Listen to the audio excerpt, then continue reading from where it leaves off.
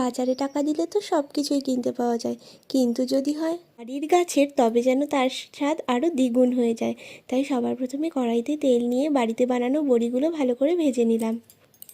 এরপর কড়াইতে শুকনো লঙ্কা এবং গোটা জিরে ও কিছুটা কাঁচা লঙ্কার সম্বাদ দিয়ে দেবো। তারপরেতে একে একে দিয়ে দেবো সবজিগুলি। এখানে আমি নিয়ে নিয়েছি আলু, পটল, বেগুন, পেঁপে ও ঝিঙে। উপর থেকে দিয়ে দিলাম লবণ, হলুদ এবং ভালো করে নাড়াচাড়া করে নিলাম। এরপর দিয়ে দিলাম কেটে রাখা কুমড়ো শাকগুলো।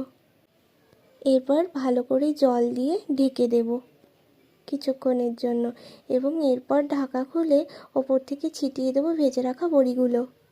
তারপর ছড়িয়ে দিলাম ওপর থেকে কিছুটা চিনি ও বাঁধন দেওয়ার জন্য কিছুটা আটা। এরপর ভালো করে নেড়ে চেড়ে নেব। এরপর জল শুকিয়ে এলে খুব ভালো করে রান্না করে নেব।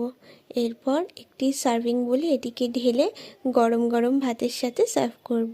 আশা করছি